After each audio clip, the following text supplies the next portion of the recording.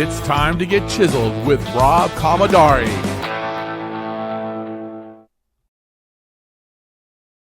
And why do we call it Chiseled? Because we're all a work in progress. I'm your host. I'm Rob Commodari, and I'm also the author of the book Better Than You Think and co-author of 3 other books. But today, my guest, Thomas Blackwell, he is the CEO of Say, Do, Achieve. And over the past 15 years, has given more than 1,000 inspirational talks and presentations worldwide to corporations, executives, entrepreneurs, sales teams, athletes, religious groups, and students. He's a best-selling author. In his latest book, The Liberty of Our Language Revealed, We Bring About What We Talk About, has inspired people around the world to change their language in order to change their results. He's a former Division I athlete and coach competing in tennis and soccer. His business experience runs deep as he has owned and operated a successful 7-figure insurance agency with more than 100 agents in 3 different locations. Above it all, Thomas' great blessings from God are being married to his high school sweetheart and being the father to their 4 precious children. Now, the reason I have Thomas here today, we invited Thomas to an event we did about 4 or 5 months ago in Chantilly, Virginia, and he knocked it out of the ballpark. And in that one event, I learned something about myself. When you have a great speaker in front of you, most people say, hey, that's a tough act to follow. But after he spoke, I thought to myself, that was a great act to follow. So, Thomas, thank you for being here today. Welcome to the show. You're welcome, Rob. My pleasure. And I remember you saying that. It was a good catch and a great correction.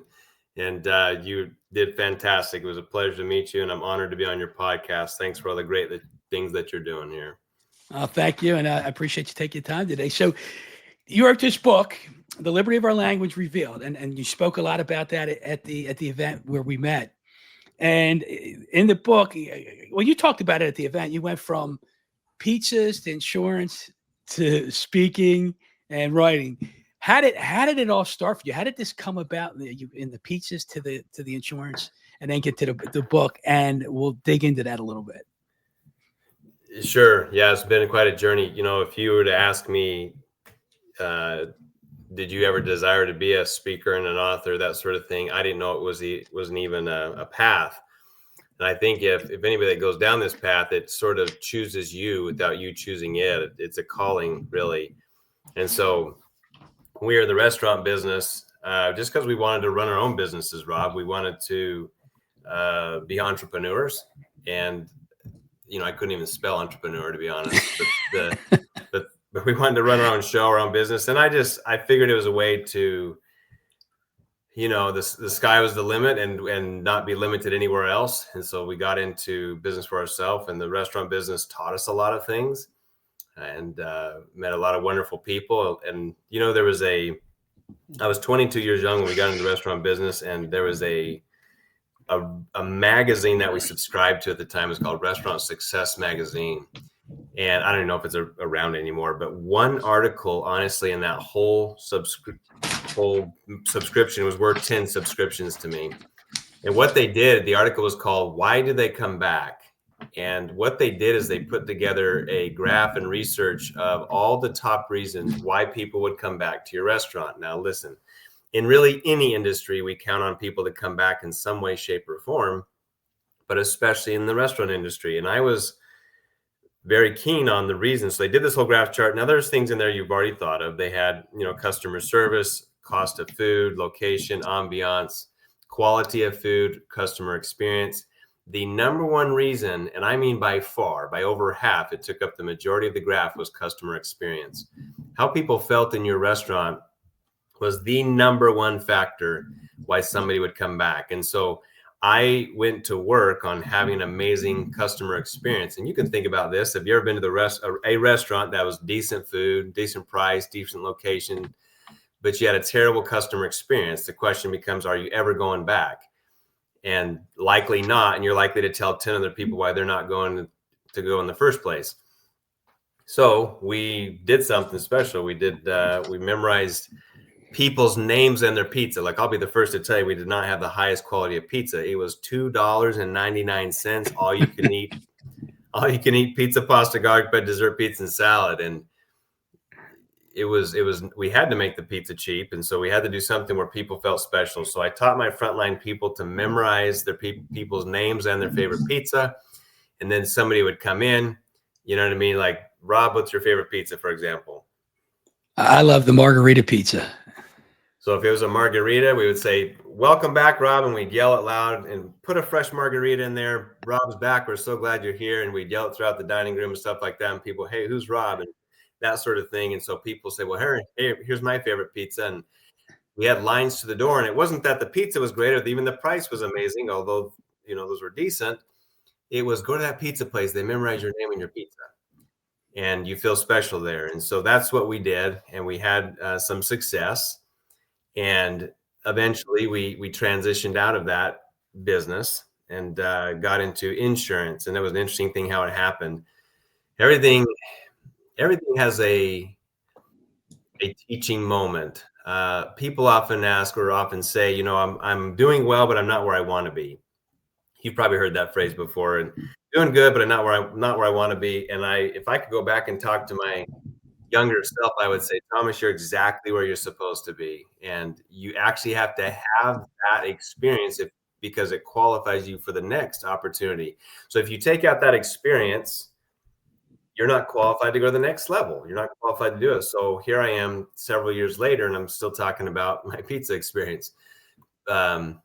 And so we got into insurance. How that happened, my wife came home one day and she said, hey, we're getting into insurance. I said, what do you mean we're getting insurance? She said, well, my girlfriend's husband, they're in insurance and they have everything we want. And I'm like, well, what do we want? And so she set up this interview with the guy and got into the insurance business. But it was interesting because I didn't know much at all about insurance. And I actually asked him a couple of questions. And I first said, hey, listen, are there high 6 and 7 figure earners in this industry, in this company? And he said, yes, there are. And I said, what are their names? And I literally took out a piece of paper and a pen. I said, give me their names. I wanted to make sure he knew that these were real people. And he gave me 5 or 6 names and I wrote down these names, Rob. And he said, why you do that? Why are you doing that? And I said, for 2 reasons. Reason number 1, I know if it's been done, it can be done. See, I'm a simple guy. I'm a copy machine. I copy what successful people do and I get what they get. It's such a simple thing to follow. And clearly, if somebody's done it, I can do it. And he said, what's the second reason? I said, the second reason is this. I know I'm just aware of an industry like this where in that particular case, it was all commission, right? It was unique. You're running your own business in a lot of senses, similar to your industry in real estate. And I said, a lot of people, I have a feeling, are going to come up to me and they're going to say, hey, why are you doing that industry? That doesn't work. Or there's too many people in that industry or something like that. Can you relate? And so I wanted to say, yes, it does work. And here's their names and I have proof. And so that's why I wanted to have that. And I decided then and there that I was only going to listen to people who were contributing to my goals and dreams and not distracting. Essentially putting a sign on my chest that says only positive contributors welcome here. And I think how important that is, that we sometimes take advice from people that are detouring, that are distracting and detracting from our goals and dreams. And so I used to, down the road, I used to do this. People would give me a negative piece of advice or something that would distract me or detour me from my dreams. I would say, hey, what's your address? They say, your address? Why do you want my address? I said, because I'm going to mail you my bills for your advice, right? Because so if your advice doesn't contribute to me paying my bills, I'm going to send them to you.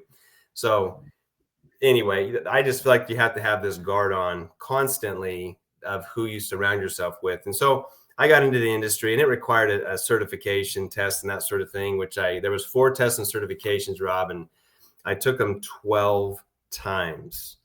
12 times. That's right. Now I'm a pretty competitive guy and nobody's beaten my record yet. You know what I mean? Just a slow learner, maybe. Well, whatever it is. I say that because look, in any industry or even in relationships, we always have to be winning. And my mentality is I'm always winning at something. Mm-hmm. I'm always winning at something. And champions, what they do is they identify and celebrate the victories regardless of the score. when I was coaching tennis at the university, I would sit down and with my players after all the matches, and a lot of these tournaments that we'd go to at the universities, they have a big screen, a big jumbotron, something like that, where all the scores are up there. Everybody knows the scores. But I'd sit down my players and I would say, go through the entire lineup and say, hey, where did you win today? Where did you win today? Where did you win today? And then I would say, where'd you get knocked down? Because on my team, it was actually okay to get knocked down as long as you could tell me how you got back up. Yeah. And so I'd say, where'd you get knocked down and how'd you get back up? And I do that with my family and with my girls. I'll say, sweetheart, where'd you win today? And how'd you get knocked down? Or where'd you get knocked down? How'd you get back up? Because the winners focus on wins and losers focus on losses. Again, champions identify and celebrate the victories regardless of the score. So if we're always looking at the scoreboard, how the market is or what you did that month or that sort of thing, you might think yourself a loser, but you have to identify, where did you win? You have to, whatever you focus on expands. And so I pass those tests, and then just perhaps like several industries, you pass the test, you get a certification, you get affiliated, whatever, and then there's work involved. All sorts of work involved.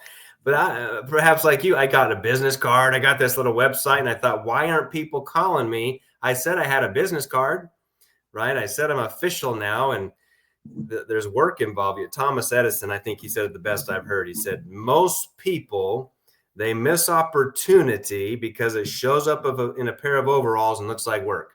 Yep. I know that quote well. So in order to get chiseled, man, you gotta get to work. And so you can show me anybody who's accomplished anything in life, and I'll show you a person who knows how to get after it. So I went for it for a couple of years, and it was all commission. And so I was having to work other jobs to put food on the table because my wife and I were fairly young in our marriage, but had a sweet little baby. And the second one was on the way not that long after. And I was valet parking cars. I was teaching tennis lessons. I was doing a telemarketing job at night and working my all commission insurance practice. I'd go into the office. I'd just been chasing cars all day out in the sun, and then flip my shirt off and spray some cologne on and sit down and do some insurance for somebody without them knowing that I'd been chasing cars all day. And so I'm laughing because I did the valet parking thing too. Okay. Yeah, maybe I can share some stuff, but go ahead.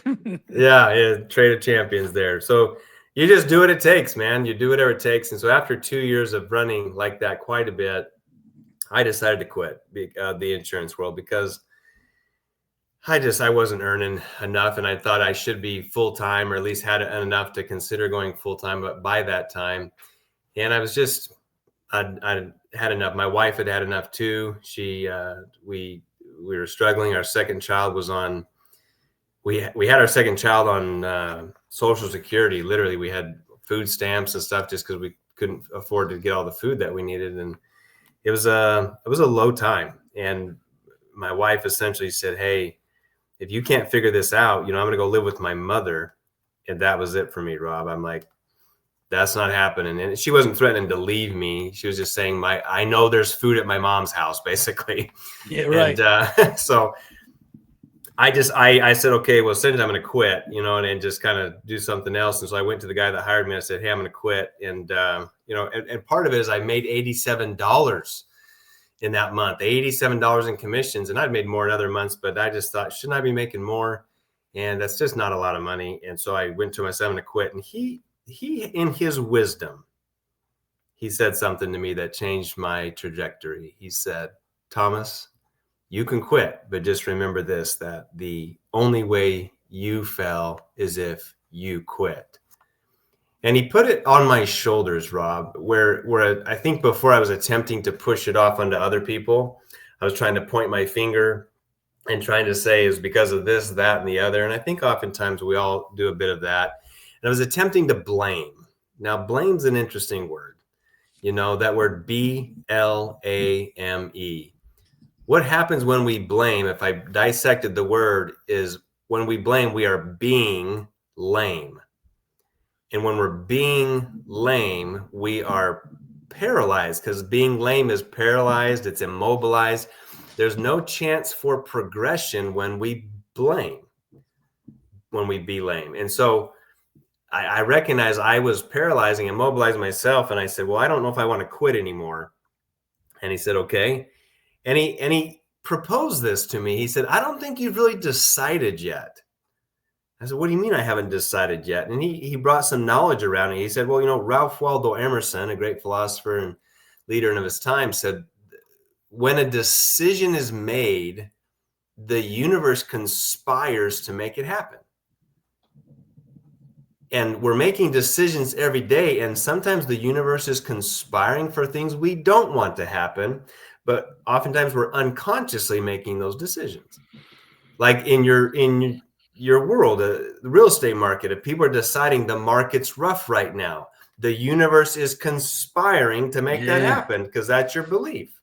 Yeah. And, and vice versa, there's plenty for everybody type thing. I talk to business owners, I coach CEOs from all over the world. And a lot of times they'll say, hey, that's my competitor. That's my competitor. And I've changed that. I say, no, that's a negative thing. They're your partner in the industry.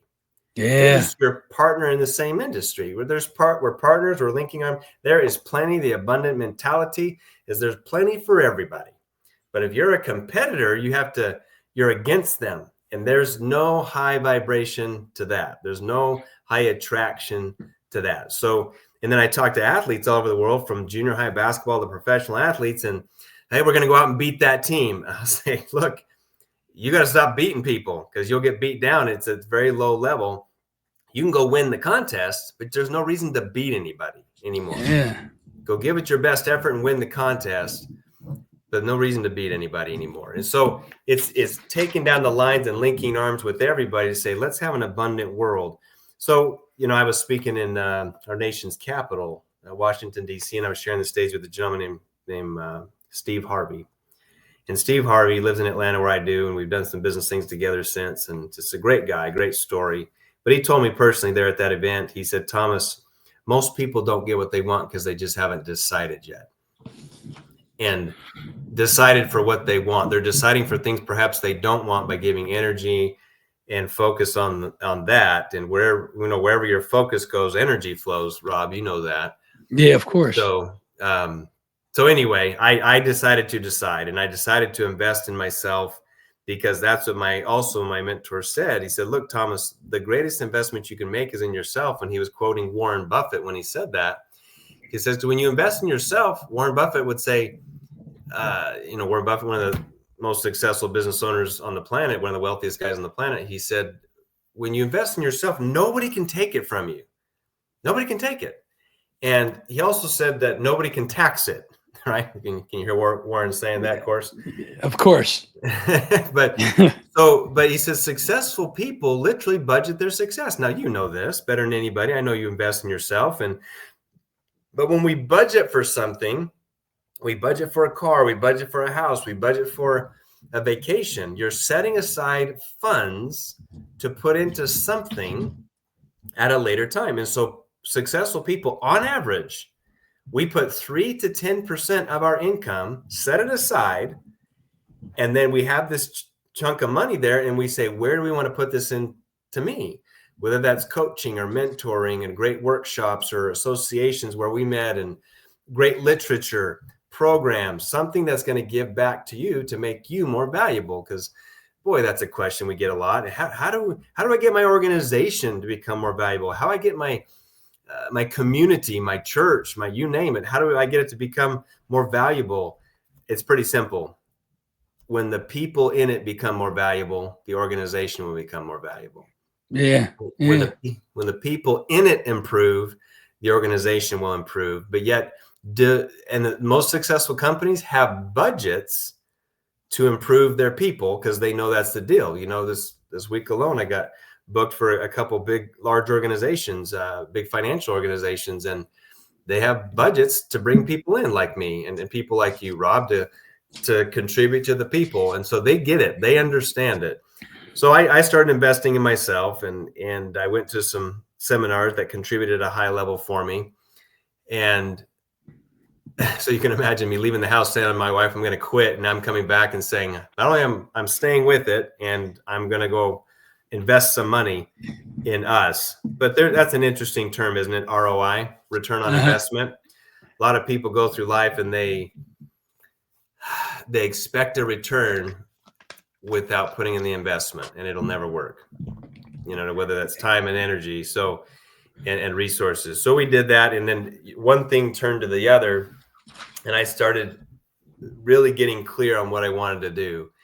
And this was one key factor I think you'll appreciate. I think I mentioned it when we met, but he switched my belief on serving people. He said, how often do you contact people to get the appointment?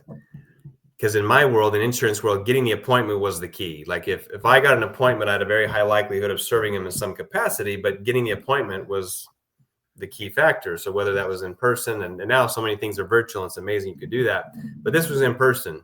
This was not over the phone, this somewhere. So I said, once or twice or maybe 3 times I'll contact them. He says, why do you stop after that? And I said, because I don't want to bother people. I don't want to bother people. And he said, well, stop bothering people. I said, what am I supposed to do? He says, start blessing them. Exactly. Exactly. Says, Yeah. The difference between me and you, he said, is you bother people, I bless them. He says, I'll bless them 11, 12, 13, 14, 15 times. And yeah. He says, I'm not even any better at this industry than you. He's just, I'll bless more people. So that's where that came about. And I started blessing people more. And then we had a significant jump from $87 to making 6 figures in the next 4 months. And it caught some people's attention in the company.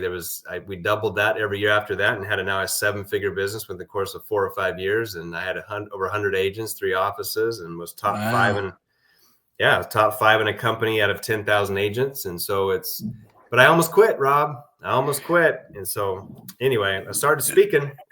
So was it the success in the insurance business that led to the speaking engagements? Yeah, that's a great question. It did, because what happened is I was put on a stage in, what year was it? It was 2004. And it was at the MGM Grand in Las Vegas, Nevada. I'll always remember. And they gave me 7 minutes to tell my story in front of 10,000 people. And I just had made a significant deal from making $87 to going to 6 figures in 4 months, and then doubling it and every year for 5 years.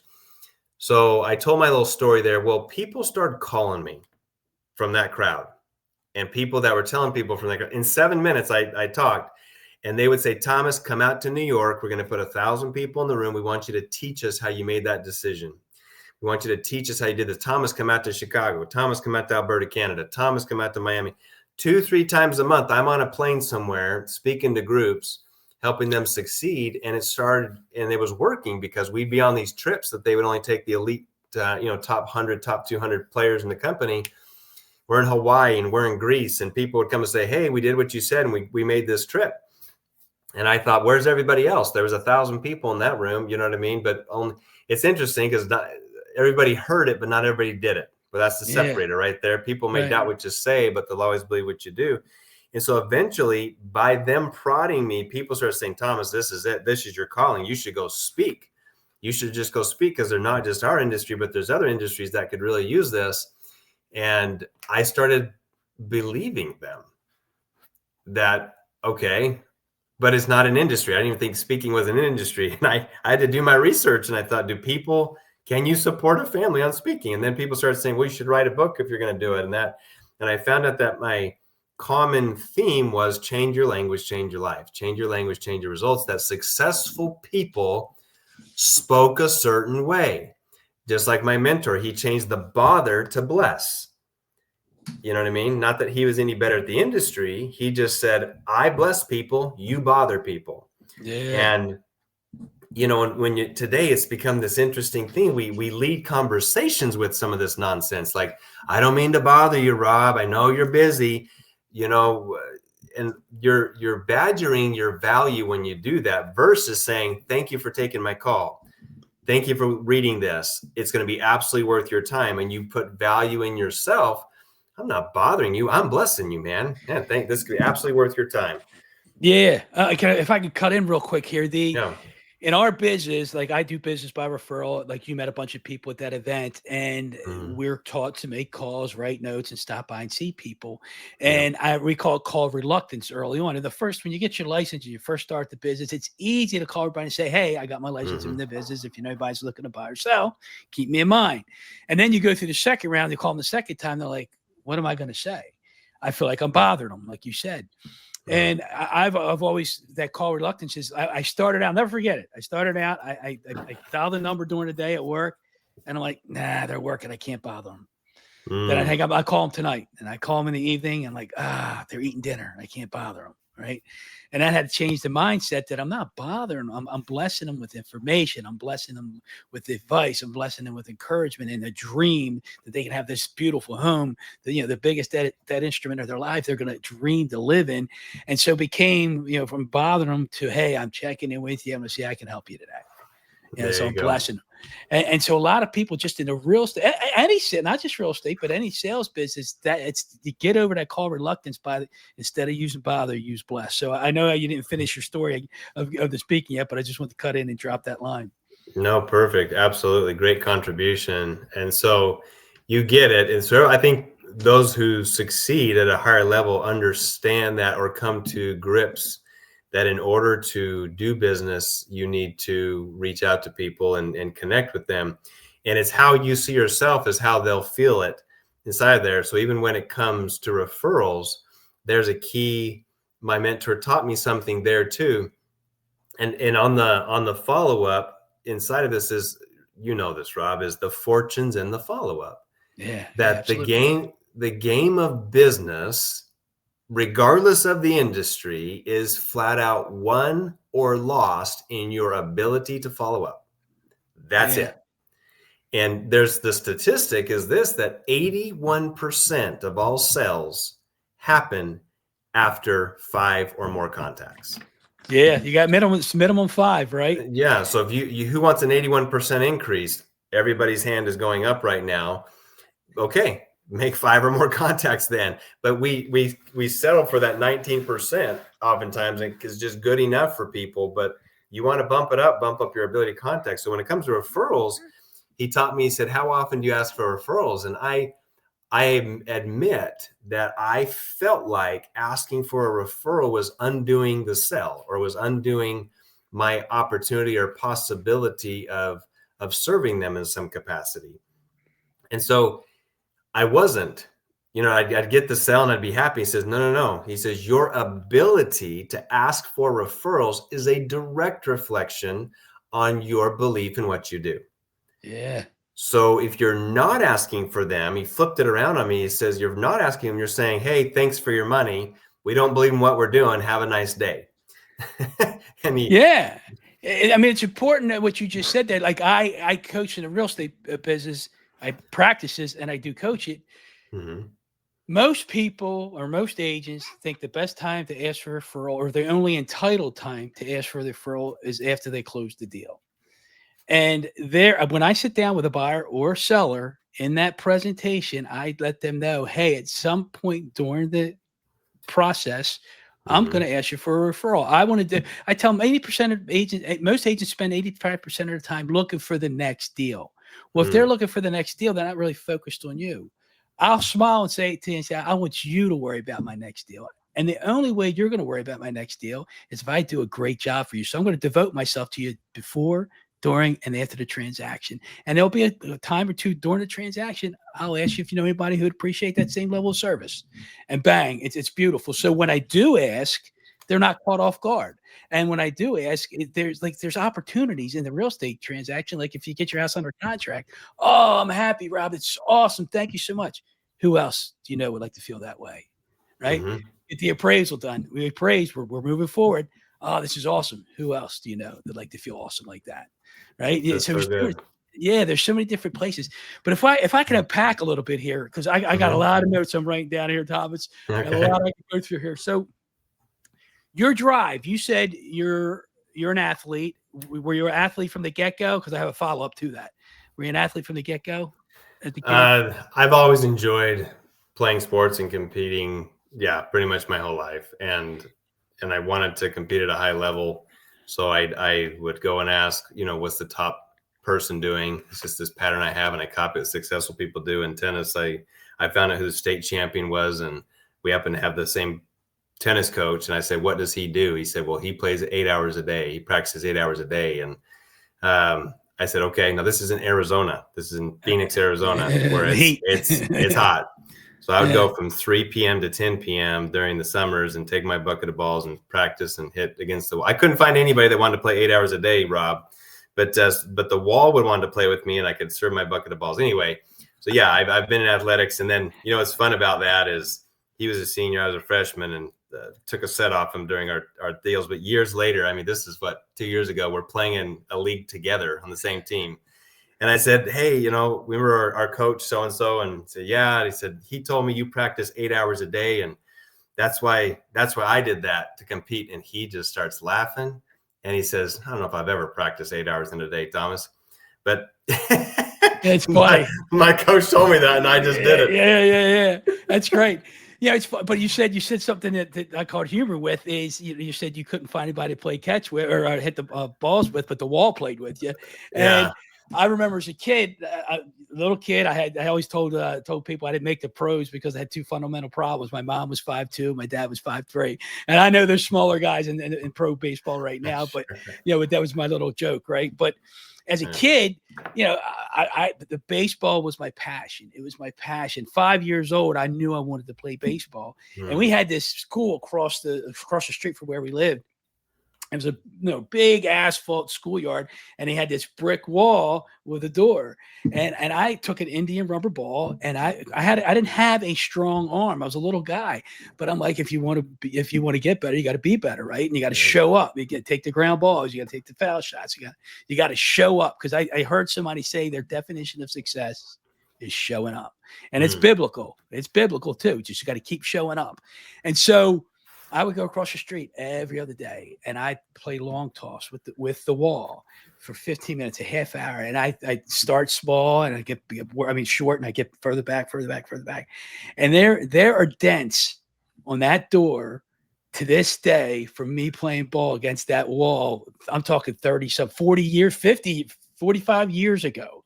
And I had one of my most proud things in baseball was being able to track a ball down and throw a runner out. I used to love, zipping that ball, but it's just about showing up and taking the reps, doing the reps. But I ask you about the competitive thing in sports, because I think a lot of athletes can go into sales and excel because of that edge or the competitive nature that they have.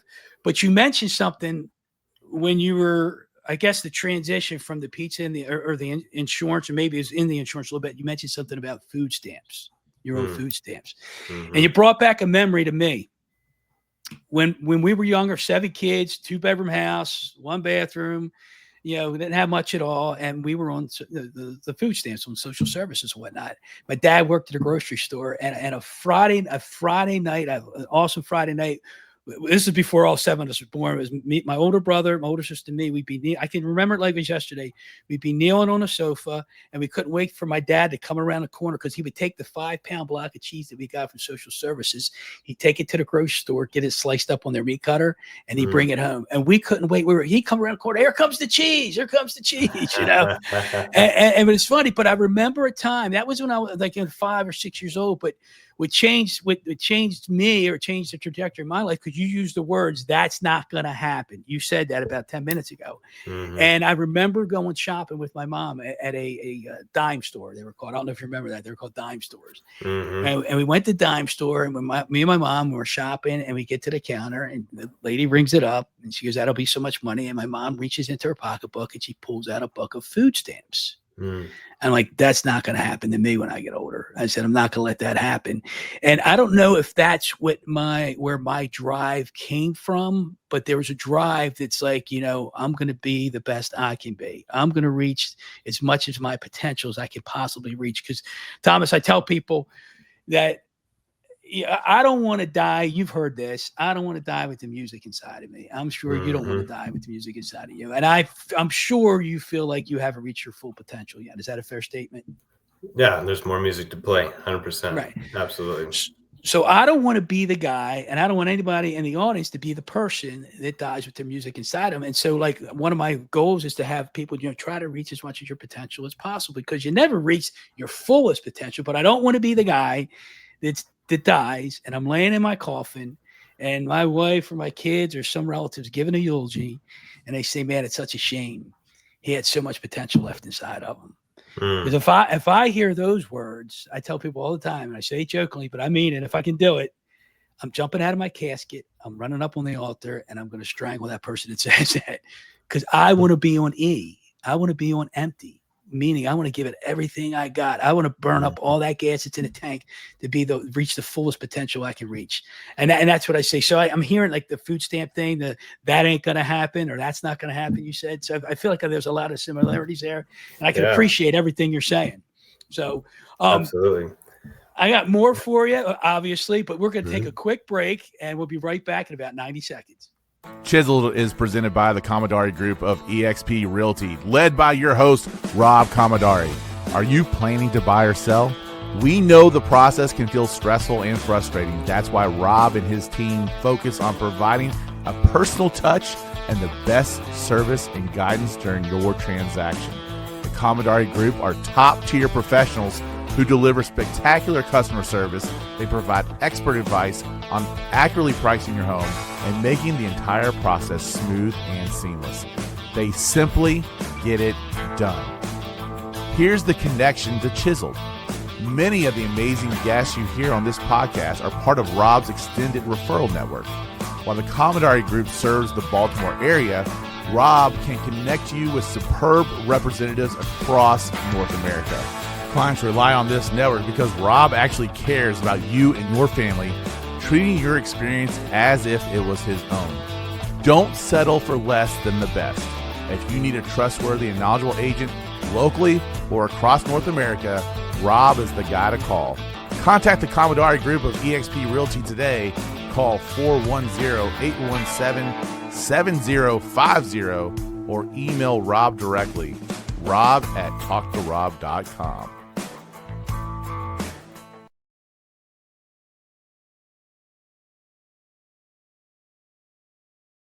All right. Welcome back, everybody. Yeah, thank you so much again, Thomas, for being here. So you wrote this book, and it's about the liberty of our language. And you and I talked a little bit offline, and I've struggled with this over the years, back and forth. And I've been in this business, my business, 24 years. I've been through the highs, I've been through the lows. And there's always a challenge that I feel when people say, "Hey, how's business going?" Right? And so many people say great, and they stop. And I'm like, is that true? And I'm like, I want to say great, but I want to be honest. And honestly, I guess great could be a relative word, right? What's great? Great could be one deal for you. One deal for me doesn't cut it. I might need 5 or 6 or 7 deals, whatever it is. So I want to be honest with them. And I told you before, and sometimes I'll say I'm busy getting busy, because I don't want to say, hey, we're slow, or it's a struggle, or it's a challenge. You talked about that a little earlier about the button and however. So if somebody comes to Rob Commodari today and things are a little slow, and somebody says, how's the business? How do you honestly say it's great without using the word great, or without using negative language? Let me put it that way. Sure. And thanks for that preface there. So I'll close that loop there of what my main, when I became a speaker and an author, and essentially sold my insurance business, is because I found people said, what was your common theme? And what you're alluding to is I found out that successful people speak differently. And when you change your language, you'll change your results, you'll change your environment, and you'll change your life. And so I wrote that book, The Liberty of Our Language Revealed. We bring about, we talk about. And so that is my whole premise, is that successful people have a different, I could tell my athletes that were going to win and those that weren't, just by how they spoke. I can tell my agents that were going to make it and those that weren't. I could, right from the get-go, I say, you're going to make it, you're not, because of how you speak and the words you're choosing, because we create that way. And so to answer your question, we give power to whatever we say. And you have to be conscious. Do I want positivity and progression and goodness to have power, or negativity, digression, and suffering to have power? It's a silly question. Nobody woke up today saying, I hope things get worse today. Nobody does that. But yet sometimes we're unconsciously feeding that wolf that can take you down versus feeding the wolf that can give you power. And so people say, are you always positive, Thomas? I say, yes, I am, because I know it's eventually going to work out. So the method that I use right here is called the reversing your buts and your howevers. Reversing your buts and your however. So if you think about the word but or however, it's a transition into something. And so if I were to say, we often use it this way, okay, this is one you should never use, but if you're married or have a relationship with someone, for my wife, for example, say, hey, sweetheart, you look beautiful tonight. But is that what you're going to wear? That's the most terrible thing you could say, because what did she remember I said you look beautiful? Nope. Hey, your hair looks wonderful, but is that how you're going to wear it? Is that what you're going to do? You'll be going on your own. You'll be going on by yourself. You're not even sleeping in the same bed that night. So because they don't remember, but oftentimes we'll do this in industry. Great job in that report. Great job in that sell, but you missed a spot or that sort of thing. So if you reverse all that, you can say what is. You can literally say what is, and I'll give the example is, okay, your house is on fire. Is that positive? Well, you can say, my house is on fire. However, we're all safe. I've got good insurance. We're going to be okay. I can replace things, but I cannot replace people, right? Just got in a car accident. However, we're safe. They're okay. We're going to get this taken care of, that sort of thing. The industry, the real estate industry, you know what I mean? Things might be slower than normal. Well, what's normal? Who knows? So say, how's the real estate industry? You know what? Right now, it's an incredible opportunity for growth, for us to expand, to innovate, and renew. It's a time for that, and I'm excited to see what happens. We're poising ourselves for the most success possible right now. We're getting things in shape. We're pivoting into what we need to. We're creating great relationships. So I said what is, but I didn't give it any power. And you want to be conscious of what you're giving that power. So by reversing your buts and your howevers, you can say, you know what? I could even say it's slower than it was this time last year. However, I'm excited to see what happens. I'm excited to see how we're going to innovate and improve here as a result of that. Do you see that? Yes. Like you can say it's a cloudy day, but I know the sun's coming out eventually. Yeah. That's the key right there. And so you're not avoiding what is, but I'm not giving it any power. The but erases what you just said, the however erases what you just said. My father, he's a psychiatrist, and he's been one for over 30 years. And people come in this setting, as you know, and they need a place to express, and they need a safe place. And he's amazing at that. And oftentimes I do this with my peak performance program, coaching program, is sometimes leaders of companies just need to express. And then on my dad's wall in his office has this huge saying, and it just says, however, ... That's all it says. So they tell their things that are going on, they express they lay it out there on the table, and he says, okay, however, what do you want to do with that? And something that else could be said there is, what else could be true in this situation? Because they'll say, my wife's going to leave me, my dog died, and then you'll say, however, how are you going to deal with that? Mm-hmm. Or what else could be true? This, that, and the other is going to happen. Okay, what else could be true? Something positive could happen versus the negative. And so focusing on that is the key. Whatever you focus on expands. And so there's some words in there that could be easy shifting words. And you mentioned them already. The word struggle. Okay. Do we have to struggle? Now, if I say I'm struggling, it's like you're giving that word so much power, and your body, your mind, your spirit, if you will, everything goes into motion to struggle, versus saying, here is something I'm conscious of, and I'm getting better at it every day. I struggle with smoking or something like that. Okay, here's something I'm conscious of, and I'm getting better and improving every day. The word challenge, there's no challenges, there's no problems, there's no issues. No. There are, change it to this, opportunities for growth. We're having some opportunities for growth right now in the real estate industry. We're having, right? People say, I have a problem child. No, you have a child who requires some extra love and attention right now is what you have. And so I want to empower my words, language of what I want. Here's the key. Only say the things you actually want to happen, because they have, they will, and they are, and replace them. If you're about to say something you don't want to happen, replace it with what you do want to happen. Oh man, my foot's been hurting all day. However, I'm excited to exercise a little bit more and, rest. Yeah, it's because I always struggle with the literal idea that I'm not doing. It's in these points in time. I'm not doing great. However, I could say it's a recession. However, recessions are a terrible thing to waste. I could say that. It's a slow market. However, slow markets are a terrible thing to waste. So let's rebuttal that right there, if you're okay with this. I'll do a little coaching right now, because terrible is a downer word. Okay. And waste is another downer word.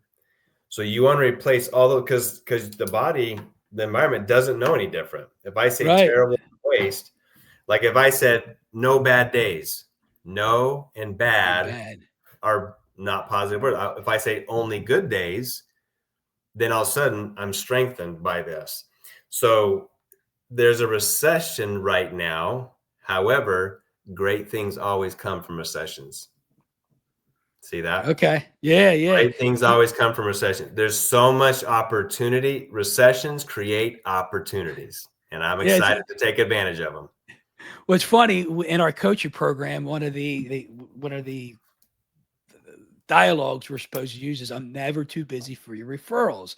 And I'm like, well, never and busy are negative words. So now I say, I'm always available for your referrals.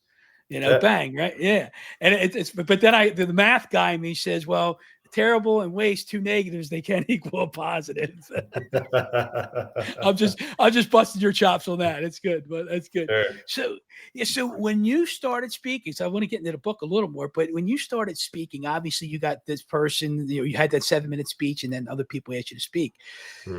I love speaking. I love getting up there, and there's so much opportunity for me to improve, and I'm looking forward to that. If you're catching what I'm saying there. So when you first started, like, I equated to stepping up the plate, because I'm a baseball guy, stepping up the bat. And every time, between every pitch, if you watch a baseball player, they got the bat on their shoulder and they take that deep breath and they go, right? So when I'm getting ready to speak, I get the butterflies. I get juiced up. I don't like to eat before I speak. I get ramped up. And I know once I start, I'm going to be flowing with it. So when you first started, were you scared to death? Were you like, oh, this is awesome, I can't wait? Because I like Darren Hardy. I heard it from him one time. He goes, whenever you start something the first time, you're going to suck. He says that you're going to suck, but then you're only going to get better from there. So those first few engagements, what was it like for you? What were the nerves like? What was the excitement? What was the energy? So there's two different battles there, or two different components that we have. And there's excitement and faith, and there's fear, nervousness. And in anything, the majority wins. And I'm not saying that, fear and nervousness wasn't there, or even sometimes still is a little bit there, but I create so much excitement, faith, and confidence that is what wins.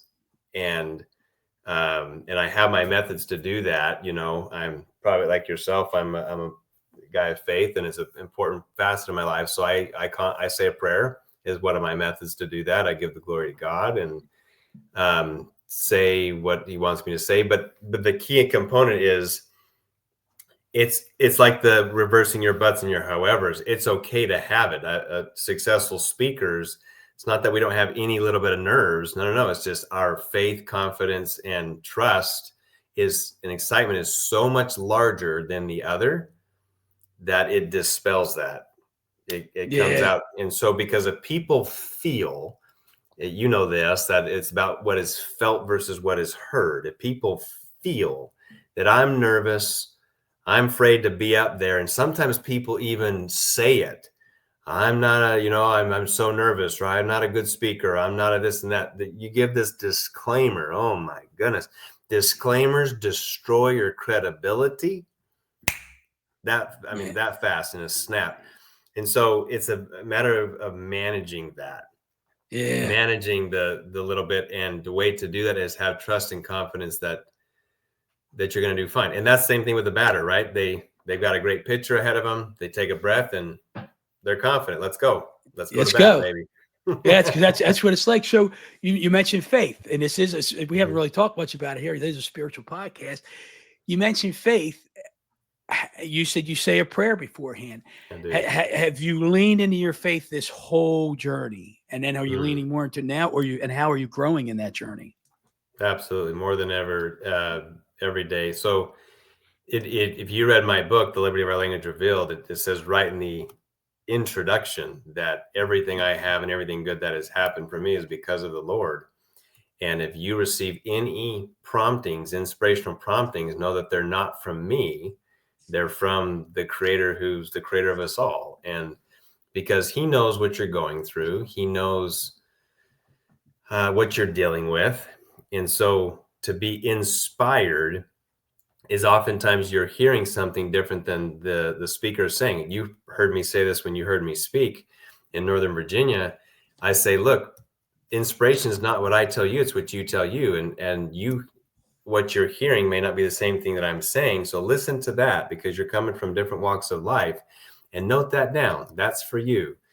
And I'm not going to give that to you, but the greater creator will and do that. And so every chapter that I wrote was done before, with a sincere prayer before. And there's stuff in there that I didn't plan on writing that God led me to do. One of the chapters in there, I had no intention, but didn't even come to me to write this, is called The Liberating Language of Forgiveness. I didn't come up with that chapter. I just felt like God was saying, this is an important facet of people's journey of having mercy on themselves for perhaps the factory they grew up in, and the language and the environment they've been. And it is one of the most empowering positions to be in, to let yourself out of prison by forgiving. And so I can't take responsibility for any of that chapter. So, and my speeches too, I say, look, I kind of plan what I'm going to say, God, but if there's somebody that needs to hear a certain story or something, bring it to my mind, because these are your children, not mine. And I want to be an instrument like you, Rob. That's pretty much why I'm out there. Yeah, I love what you just said, because I don't know where you are with this, but I'm a Holy Spirit guy, and I'm always listening. I'm always listening. I got my radar up, listening for the Holy Spirit. I mean, if you see behind me, I got the that poster says "Better Than You Think." That's the book I wrote, and it's about developing awareness to live a more fulfilling life. And I could sit here and tell you with 100% accuracy and confidence that the Holy Spirit guided me through that whole book. Because I'm sitting where I'm sitting right now. I got a whiteboard across the room, and I just started writing different stories that occurred for me in my life, different experiences, and what I got out of them, what lessons that I learned, how did I grow from them. And the point is, I would sit here every morning, and I'd say, all right, Holy Spirit, what am I writing about today? What do you want me to talk about today? What am I writing about? What am I writing about? And I would stare at the board, and boom, there it is, right? And so there's times when I'm up on stage and I'm speaking, like I have an outline going in. I got an outline, and you know the deal. You tell God your plans, he'll laugh, right?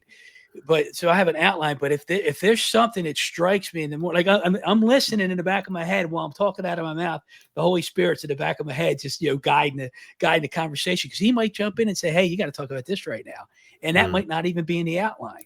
And that's where I go. And I'll share this with you. I'll never forget this. I was in Chantilly. I was in that same room that you were in where I met you. And me and this guy, Rob Foy, we were presenting for that same community. It wasn't the exact same people, but that same community. And I remember early on, a friend of ours, Paul Hunter, got us the place, the Chantilly place, because he belonged there. But anyway, he was kind of filming it. And I remember back then when I first started, man, I got to look good. I got to sound good. This is about me. This is about me.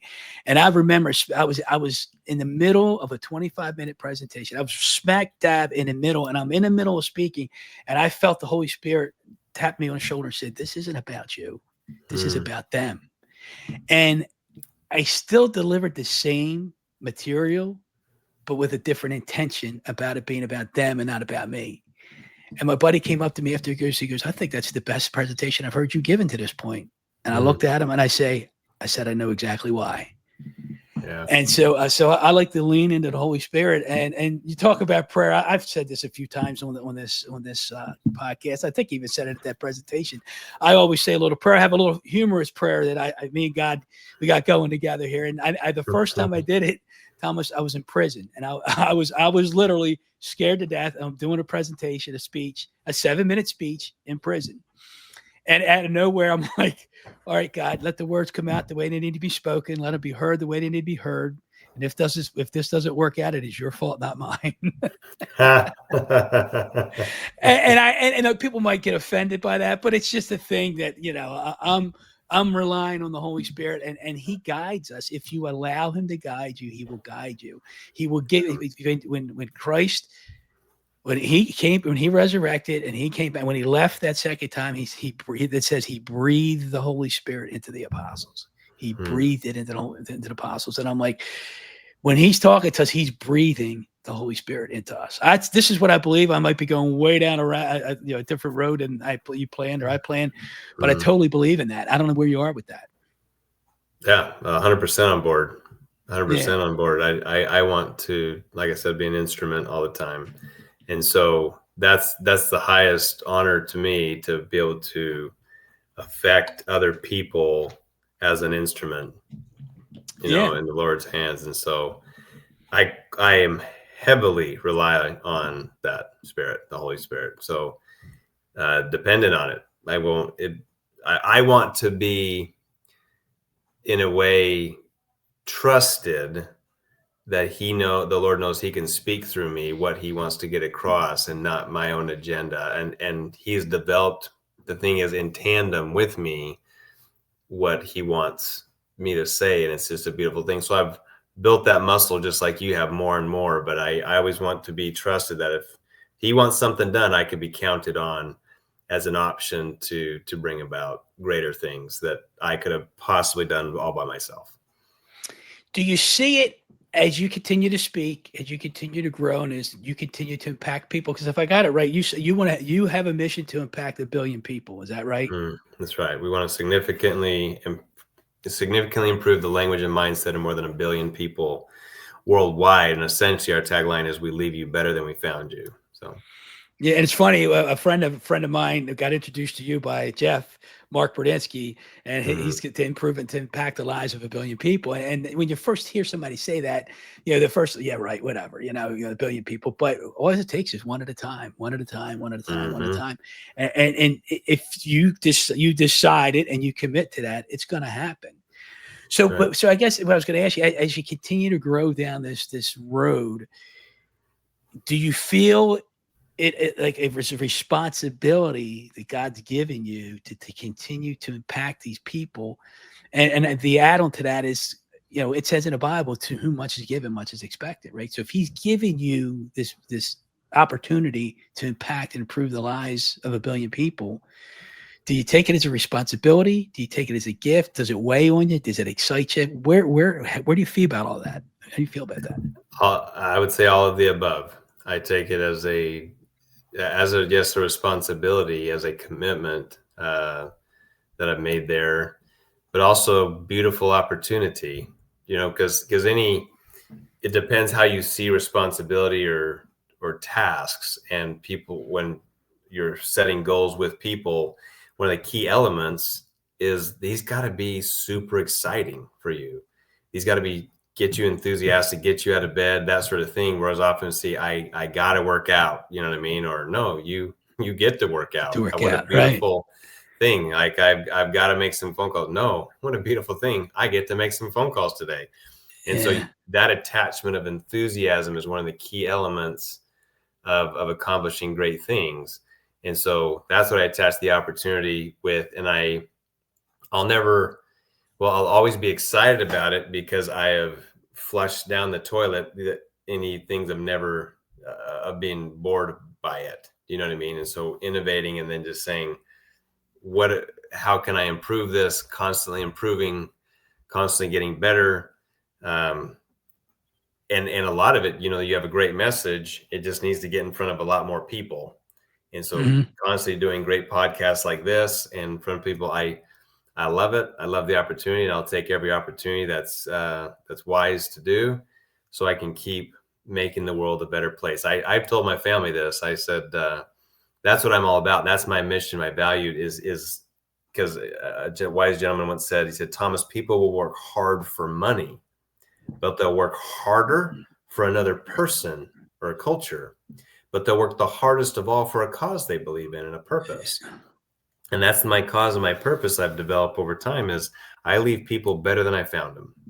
If it's not involved, I'm actually not interested. And so on my epitaph, on my, my headstone in the cemetery, we're clearing this in my family. I'll say, Thomas Blackwell, he left the world better than he found it. That's amazing. And as long as I'm doing that, I'm on point. There you go. That's great stuff. If we could go back to the book, you talked to us about it at the event, and in the book you talk about the words, how positive words have this effect and negative words have another effect. Can you take us through the story of your daughters with the water in the jars and how the negative words had one reaction and the positive words had another response, let's say? Sure. This isn't, a lot of people are perhaps familiar with this. There's been a lot of studies have been done. One of the gentlemen who've done the most extensive studies on this, how words affect water, how even prayer and music affects water, his name is Masaru Emoto, and he's a Japanese scientist. And I'm grateful to him. Some of his work is summed up in one of his books called Messages from Water. And as I studied this, I recognized that when you say positive things to water, beautiful images form and formulate. And when you say negative things, there's kind of destructive images and scattered images, and there's no rhyme or reason to it, and distorted images happen. And you can do this. So I was reading through his book and studying his work. And I said to my daughters, hey, let's check this out. And so they were 8 and 6 at the time. We were living in Richmond, Virginia, actually. And I said, have them say some negative words to the water. And I wrote them on a piece of paper as well. And it was, mild, I would say, negative words like, you can't do it. I hate you, ugly, stupid, jealous, shut up, stuff like that. And I had them say the words to the water. And it's interesting. I took a picture of them when I did it, and this is in my book, but their faces looked distorted. Their faces were angry, and I didn't tell them what faces to make, but I'm glad I shot a picture. So they said those negative words, and we taped those negative words to the jar, and we capped it up. Then they said positive words to the other jar: faith, hope, charity, I love you, you can do it, confident, powerful, things like that. They said those words to the water, and they looked pleasant. They looked beautiful, happy. You know what I mean? I took a picture of that. And so then we put them in the freezer overnight. And what's interesting in the morning is I opened up the freezer and little pieces of glass fell out of the freezer, Rob. And that negative jar had exploded, like a bomb went off. Like there's glass everywhere. It was so interesting. And I carefully chiseled out that block of ice, and it was completely dysfunctional. It was ugly, stupid, jealous, that sort of things. And it just that, like a tsunami happened. It was destructive. And so that was interesting that those words destroy their path. The other jar stayed together for the most part. And there was a beautiful, powerful swirl that formed this beautiful image that formed inside of it. I just thought, wow, those words created beauty and power. The other one created destruction. And so people ask, why, what does that have to do with me, with water? Well, the fact is the majority of our makeup inside is water, Rob. Like 78% of a baby is water. 65% of a grown man is water. 52 to 55% of a grown woman is water. That's just what science tells us. And so your bodies respond to what you say. It responds. he did it with music too. He played positive music, and then he played like a heavy metal destructive song, really, and it shattered the water in a way. And even with prayer, he prayed over the water, and this beautiful image formed after he froze it. So I thought if our body responds, our body has water, and water responds that way, we ought to pay attention to what we're saying. We really do. We need to, because I call it the captain and the crew example, is we're the captains, but whatever we say, we're the captain, and our crew is the body. It's our immediate sphere of influence. And so if the captain says sail towards the promised land or sail towards the destination, the crew says aye, captain, and it goes to work. But if the captain says sink the ship, the crew will actually sink the ship. There's no disobedience. The crews will do that. And I wonder how many people sink their ships on a daily basis just by what they say. Oh, today's, it's rainy outside. It's not going to be a great day. Your crew says, aye, captain, we'll make that happen for you. Somebody else says, I love the rain. It's great rain. It replenishes our ground and our soil. It's going to be a great day. And the crew says, aye, captain. And you start to see why people live in different worlds in the same life, or they live different lives in the same world type thing. You know what I mean? Mm-hmm. Because of what we say. So that's the key there. The market in real estate, for example, for some people, it determines their mood. It determines everything like that. Your favorite sports team wins or loses. It can determine if you're happy or not. That's way too much power to them. Like, I enjoy it. That's great. Regardless of the market, either way, we're going to win. Either way, it's going to be a great year. Either way, we're going to meet some great people. And so, and your crew goes into motion physically. There's a chapter in my book called The Physical Power of Our Words. And it becomes really physical. So that's what you're alluding to, but it is absolutely real, my friend. Yeah, it's amazing. And so I mentioned it before. We mentioned it a couple of times, but it's called The Liberty of Our Language Revealed. We bring about what we talk about. And I've read most of it. I apologized to Thomas before he came on today. I got about 40 pages left to go, and he wouldn't give me. He offered the ending. I said, don't give it to me. So I'm a little bit of suspense, but I got to tell you, like I told Thomas, telling the audience, I've read 1,300 books over the years, and I try to take something out of every book. And I've heard a lot of this, but I'm reading this book, and it's changing the way I think. It's changing the way I catch myself thinking. I catch myself talking. So I highly recommend to anybody listening to order Thomas's book, because I got to say it's pretty awesome. And I'm not blowing smoke up anybody's rear end. It is awesome. And when I say, it's funny, Thomas, I was asked at an event one time if I had read this book. And I said, yeah, it's pretty good. And the guy looked at me and goes, pretty good? Why would you say pretty good? I said, well, that's the Northeast language for it was great. Pretty good means great. So when I say your book is pretty good, it's great. It's a great read. I've enjoyed it, and I'm looking forward to finishing up. And if anybody out there would like to have Thomas come out and present, I'm telling you, I never heard of you. I never heard of you. And I'm sitting there and I was like I couldn't move my pen fast enough to keep up with you. And it was just such an awesome event. And I got a lot out of it. I don't know how many pages of notes I took, but he changed something in me right away. And I said at the beginning of this podcast, because he's speaking and I'm going on right after him. I'm like, holy smokes, and I'm thinking the whole time, that's a tough act to follow. I'm going to say that. It's a tough act. It's a tough act.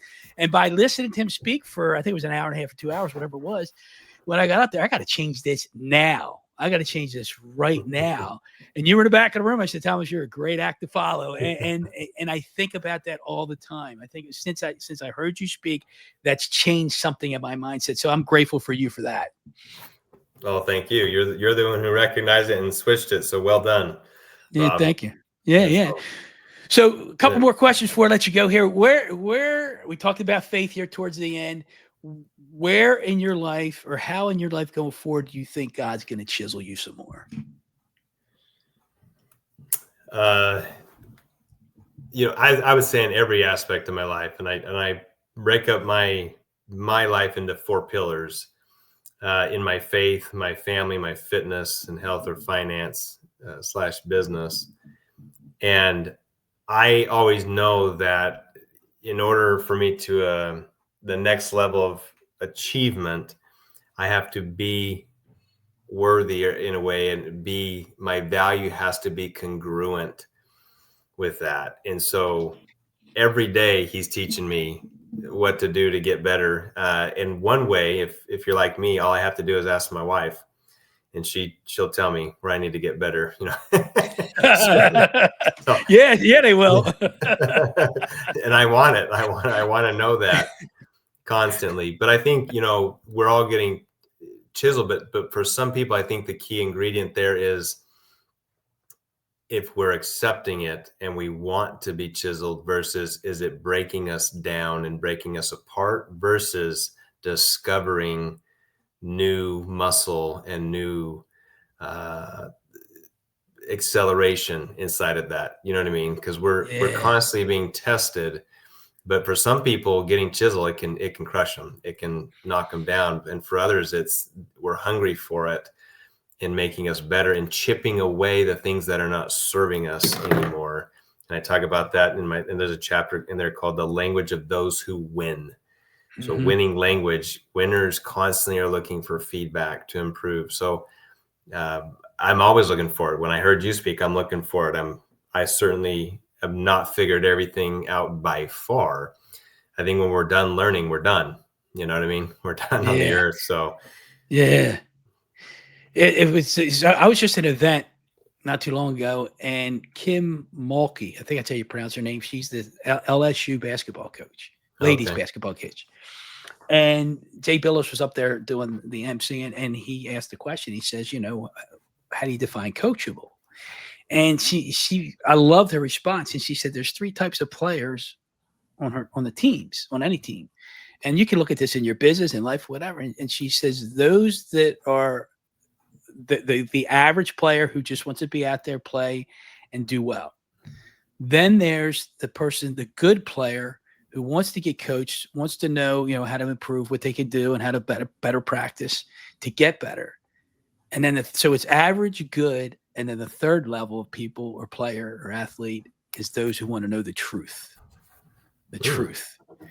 And when I don't get a listing, or I don't get an account or whatever, a deal, and I just have to be done that. I competed for a deal. I use the word compete, but anyway, I competed for a deal, and I didn't get it. And I called the guy. Look, in an effort to always get better, always to improve, what was the deciding factor in choosing the other person? What could I have done better to earn your trust?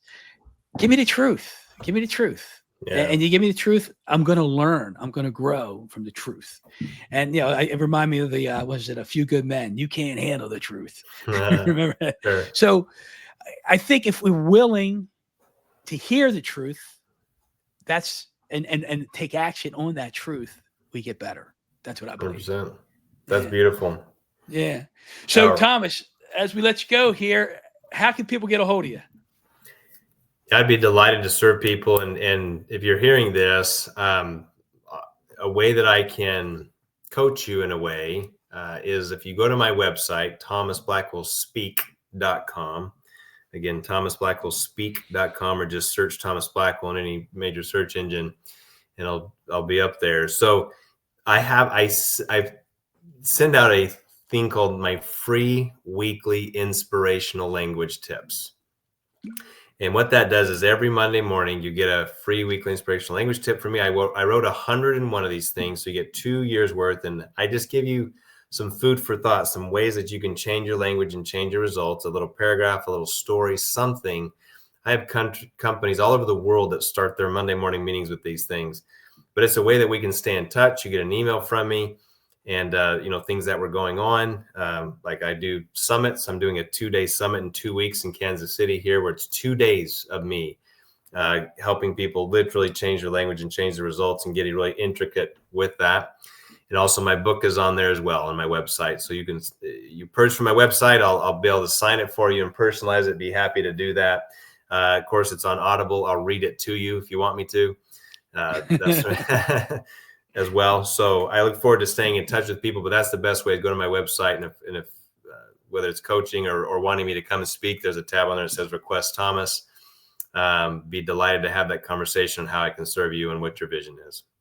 That's awesome. I highly recommend it, everybody, because I just met him a few months ago. We've had a few email exchanges back and forth, this conversation today, and his book brings it to life. So, Thomas, thank you for spending time with us today. Thank you for sharing us your wisdom, and you're a pleasure to know, and I'm looking forward to staying in touch with you for a very, very long time. Likewise, Rob. Thank you, sir. Hey, until next time, everybody, let's go get chiseled.